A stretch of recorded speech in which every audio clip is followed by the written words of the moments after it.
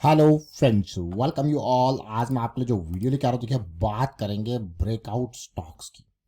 देखिए शेयर धीरे धीरे धीरे करके अपने ऑल टाइम हाई वाली पोजीशन पे पहुंच जाते हैं और वहां पे होती है असली fight. The fight between the last, मैं कहूँगा जो हाई जो बना है उसके यूजर्स और जो अब नए यहाँ पे डिमांड क्रिएट कर रहे हैं। तो एक ज़बरदस्त फाइट देखने को मिलती है और जो जीतता है इस फाइट को सीधे पहुंचता है उसके बाद नई रैली में। तो चलिए डिटेल में समझते हैं, कुछ सीखने की कोशिश करेंगे, कुछ समझने की कोशिश करेंगे। और आगे बढ़ने से पहले मैं आपको बता दूं, अगर आपने अब तक चैनल को सब्सक्राइब नहीं किया तो जल्दी से सब्सक्राइब कर लें, बेल आइकन को प्रेस कर लें जिससे आपको नोटिफिकेशन आती रहेगी। और काफ़ी डिटेल में हाई प्रोबेबिलिटी ब्रेकआउट्स के बारे में हमने चर्चा करी है अभी रिसेंट वीडियो में प्राइस एक्शन सीरीज के। इसको देखें समझे, यहाँ पे एक नहीं बल्कि अनेक एग्जाम्पल्स आपके सामने रखें। अब कुछ स्टॉक्स के माध्यम से भी हम डिटेल में चर्चा करेंगे, समझेंगे, सीखेंगे। और ये प्राइस एक्शन की सीरीज को आप ज्वाइन कीजिए। लर्निंग के लिए देखिए प्रैक्टिस बहुत इंपॉर्टेंट है। देखिए हम आपको बार बार एक चीज़ कहता हूँ कि आप कहीं से भी कोई भी चीज़ सीखो समझो, जब आप प्रैक्टिस करते हो ना तब एक्चुअली तब वो दिमाग में जाती है, तब वो समझ में आती है। तो चलिए एग्जाम्पल्स के सामने समझेंगे। उससे पहले जरा मैं आपको अशोक लेलैंड का डिटेल दिखाता हूँ। अशोक लेलैंड की ऑल टाइम हाई को देखें। देखिए कभी भी मान लो कभी भी पीक बनता है तो आप इन पीक लेवल को अगर टच कर दोगे, इस तरीके से लाइन ड्रॉ कर दोगे, तो ये समझ लेना अगर सीधे सीधे वहां से रिजेक्शन है तो इसका मतलब ये क्या है, अभी इंतजार है। लेकिन अगर इस तरीके से कंसोलिडेशन या पुल बैक आपको देखने को मिल जाए तो मज़ा आ जाएगा, आपको नई जर्नी की स्टार्टिंग हो गई है। अभी कुछ टाइम पहले 170 180 के लेवल पर अशोक लेलैंड की चर्चा की गई थी, वहां से ऑलरेडी 20 पॉइंट्स ऊपर जा चुका है। तो रिसेंट वीडियोज में अगर आपने नहीं देखा तो रिसेंट वीडियो में अशोक लेलैंड को आप देख सकते हो, समझ सकते हो, ज़्यादा पुराना वीडियो नहीं है। अब आप देखिए मंथली चार्ट है और जस्ट द मूव स्टार्टेड है कि नहीं है।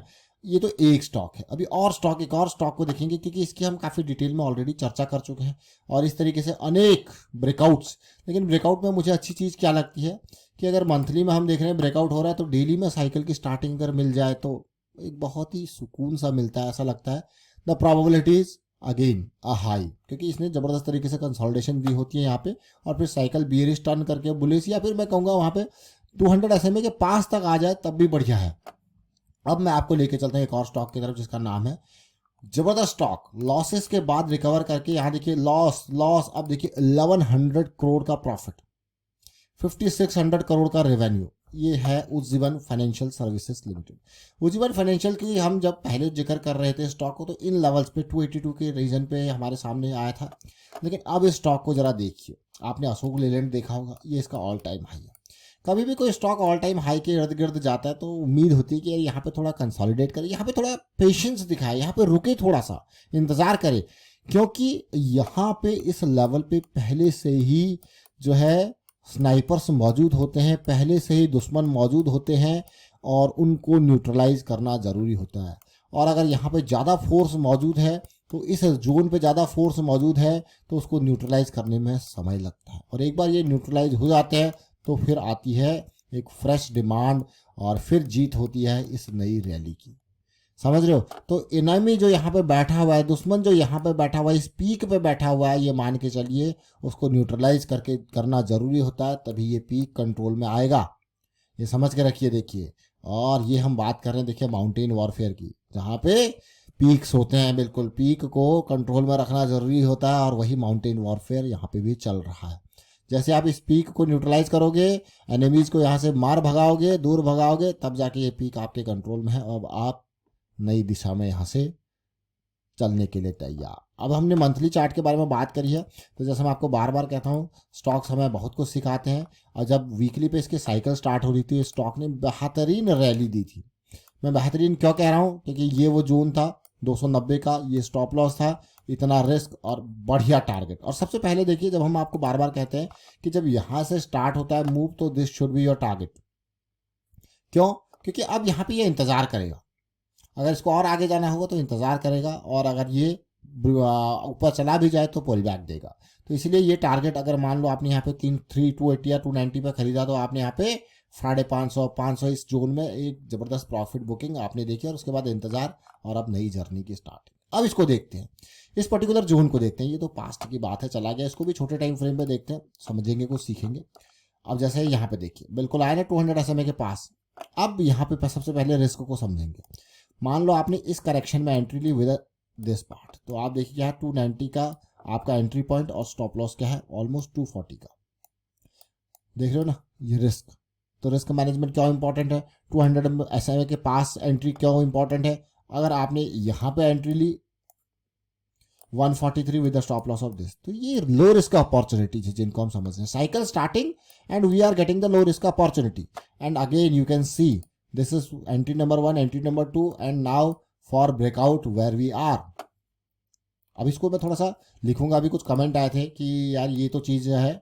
अब इस जोन को देखिए, ब्रेकआउट हो रहा है, अभी कंसोलिडेशन यहाँ पे चल रहा है, क्या लेवल है 596, तो हम इसको लिख देंगे यहाँ पे 600।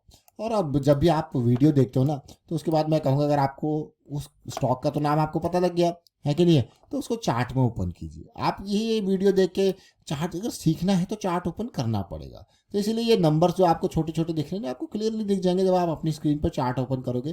तो 600, अभी कहाँ पे हम 596 के प्राइस पे। स्टॉप लॉस कितना है देखिए, क्योंकि बहुत ऊपर का प्राइस है, तो ऑलमोस्ट 480 के आसपास का, कहाँ है 480। अब बात करेंगे रिस्क मैनेजमेंट की। मान लो मैं 600 पे एंट्री कर रहा हूँ, मेरा 480 का स्टॉप लॉस है, तो मुझे पता है कि यहाँ पे डीप स्टॉप लॉस के बारे में बात कर रहे हैं कि 120 पॉइंट्स का पर शेयर का रिस्क है, और मैं यहाँ पे 12,000 का लॉस लेने को तैयार हूँ। तब जाके मैं यहाँ पे कितने शेयर खरीदूंगा, देखिए 100 शेयर। अगर मेरी कैपेसिटी मात्र 6,000 का लॉस लेने की, तो मैं अपने शेयर को काउंट को कम करके कितने खरीदूंगा, मात्र और मात्र 50 शेयर। सो ये आ गया रिस्क मैनेजमेंट। तो हमेशा रिस्क मैनेजमेंट को समझना जरूर है। और अगर आप यहाँ पे 50 शेयर भी खरीद रहे हो, तो आपको पता है कि आपकी कॉस्ट सीधे 30,000 जाती है। उस 30,000 पे जो आपका रिस्क है वो कितना है, उस 30,000 पे जो आपका रिस्क है वो सीधे सीधे 6,000 रुपये पर इस इन्वेस्टमेंट का रिस्क आपको दिखता है। तो ये रिस्क मैनेजमेंट के पॉइंट ऑफ व्यू से जो हम देखते हैं, समझते हैं, सीखते हैं। बट नाउ द जर्नी, अब ये नई जर्नी है, क्योंकि इसने बहुत टाइम यहाँ पे इंतजार किया है, पेशेंस दिखाया है। बिल्कुल सिमिलर काइंड ऑफ स्ट्रक्चर, देखिए कई बार स्टॉक बिल्कुल सिमिलर काइंड ऑफ स्ट्रक्चर दिखाते हैं। आप खुद देख सकते हो, यहाँ पे एकदम डिप होता है, वापसी आती है, मौका मिलता है, एकदम डिप होता है, वापसी आती है, क्लोज आता है, मौका मिलता है, एकदम डिप होता है, वापसी आती है, तो एक प्रोबेबिलिटी बढ़ती हुई देखने को मिलती है। और अब हमने इस पर्टिकुलर स्टॉक की बात करी, ये आपको कई अलग अलग तरीके की अपॉर्चुनिटी तैयार कर देगा। एक तो इस सेक्टर के और सारे स्टॉक्स, दूसरा इस कैटेगरी के जो इस तरीके से मूव दे रहे होंगे और सारे स्टॉक्स, जो इस तरीके से, जैसे हमने काफ़ी डिटेल में ऑलरेडी, इसलिए मैंने वीकेंड पे चर्चा करी थी, क्योंकि अगर मैं पिछले एक महीने में देखूँ तो ढेर सारे स्टॉक्स ने ऑल टाइम हाई के ब्रेकआउट में कंसोलिडेशन देके एक नई जर्नी स्टार्ट करी थी। अगर आपने नहीं देखा अभी तक, देखिए, चीज़ें समझिए। इसीलिए मैं आपको ऑलरेडी वीकेंड पे ये डिटेल में हाई प्रोबेबिलिटी ब्रेकआउट्स के बारे में चर्चा कर चुका हूँ। क्यों किया है, डिटेल में एक एक एग्जांपल आपके सामने रखा है, क्योंकि जब जिस तरीके से सिनेरियो बनता है तो हम काफ़ी डिटेल में उसके बारे में चर्चा करते हैं, समझते हैं, सीखते हैं। कई अपॉर्चुनिटीज़ उसके माध्यम से आपको चार्ट्स पे देखने को मिलती है, आप उन अपॉर्चुनिटीज़ को ग्रैब करते हो, रिस्क मैनेजमेंट के बारे में अंडरस्टैंड करते हो।